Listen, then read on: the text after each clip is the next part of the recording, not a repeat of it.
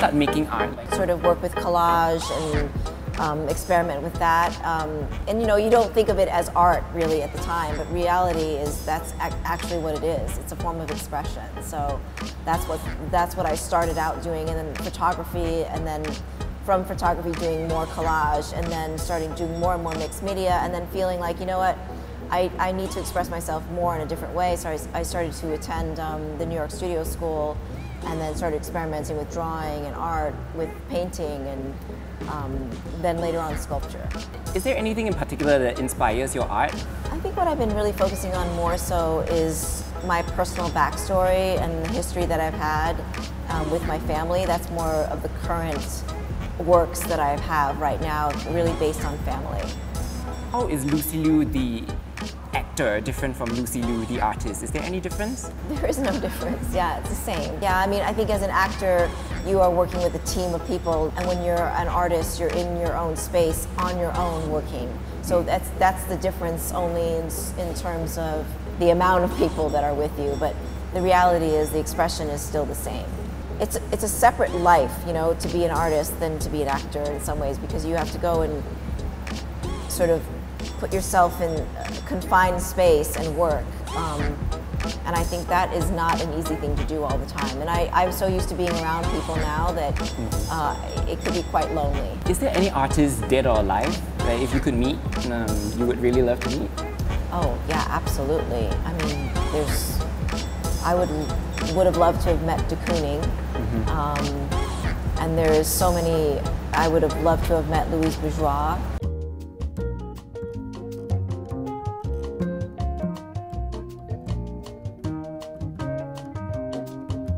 Alright, so let's talk about this exhibition then. How did the idea come about for Unhomed Belongings? Unhomed Belongings came through my friend Dan Chen, who is friends and has known Ryan and Adrian through the Ryan Foundation. And he talked about this foundation and how they are about exposing different cultures and arts to young people and to kids. And that to me really resonated.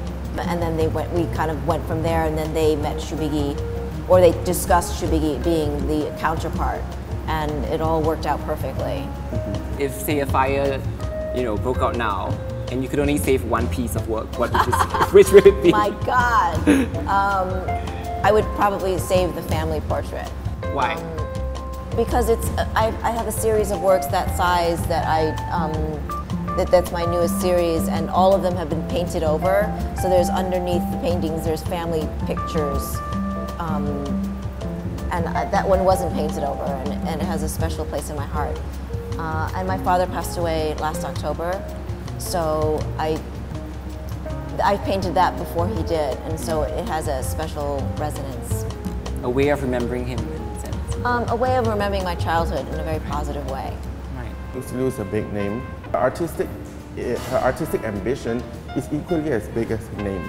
And when I went to her studio, I was very pleasantly surprised by the works that she was creating and had created.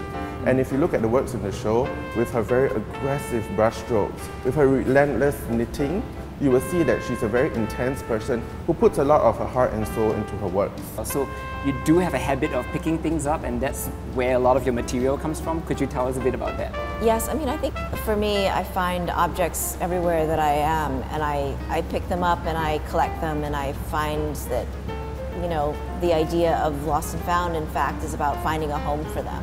Because at some point they did have a meaning, and they had a significance, they had a use.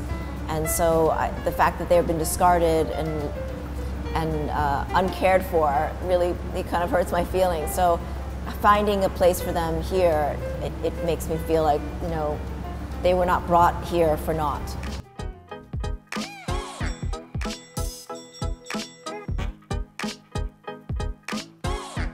I've been here for about 24 hours. Okay. Yeah, and everyone's been so kind, and the weather's beautiful.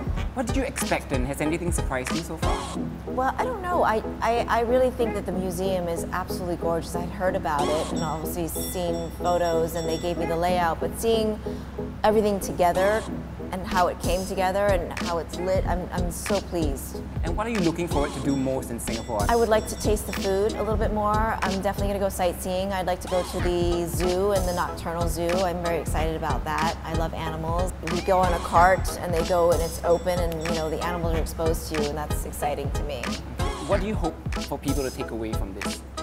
I hope that people feel some sort of personal connection to any of the works between the two of us, whether we're here or not.